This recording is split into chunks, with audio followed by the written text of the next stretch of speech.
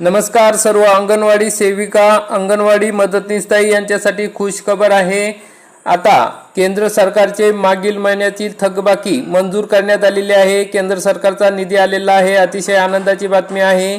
अंगणवाडी सेविका अंगणवाडी मदतनीस यांचे डिसेंबर महिन्यापासून केंद्र शासनाचे पैसे हे त्यांना मिळालेले नाही, मानधन मिळालेले नाही, प्रोत्साहन भत्ता केंद्र शासनाकडून जो येतो तो मिळालेला नाही। आता त्यासाठी केंद्र शासनाच्या वतीने जो निधी देण्यात येतो तो निधी मंजूर करण्यात आलेला आहे आणि त्या संदर्भातला महत्त्वाचा जी.आर. आलेला आहे। तर या जी.आर. मध्ये काय माहिती दिलेली आहे याविषयी आपण सविस्तरपणे माहिती आजच्या या व्हिडिओमध्ये जाणून घेणार आहोत। तरी हा व्हिडिओ शेवटपर्यंत बघा।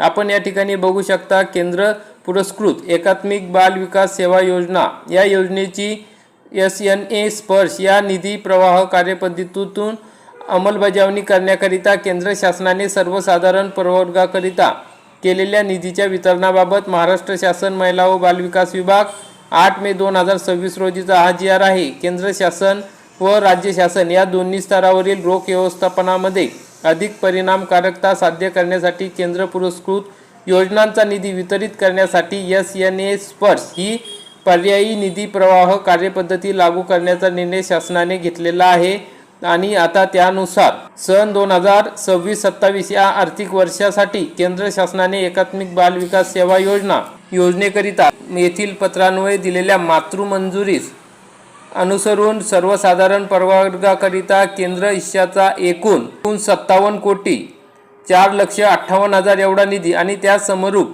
राज्य हिश्शाचा 38 कोटी 3,05,000 एवढा निधी या ठिकाणी वितरित करण्यात आलेला आहे। तर शासन निर्णयानुसार एकात्मिक बालविकास सेवा योजनेअंतर्गत राज्यातील अंगणवाडी सेविका व अंगणवाडी मदतनीस यांचे मानधन तसेच इतर सर्वसाधारण बाबींचा खर्च भागवण्याकरिता केंद्र शासनाकडून प्राप्त मातृमंजुरी विचारात घेऊन केंद्र हिस्सा व त्याच समरूप राज्य हिस्साचा निधी खालील विवरणपत्रानुसार मंजूर करण्यात आलेला आहे। 95 कोटी 7,63,000 एवढा निधी नियंत्रक अधिकारी तथा एकल समन्वयक यंत्रणा म्हणजेच SNA स्पर्श म्हणून आयुक्त एकात्मिक बालविकास सेवा योजना यांना वितरित व खर्च करण्यास शासन मान्यता देण्यात येत आहे। या रकान्यात आपण बघू शकता राज्य शासनाचा आणि केंद्र शासनाचा निधी या ठिकाणी देण्यात आलेला आहे।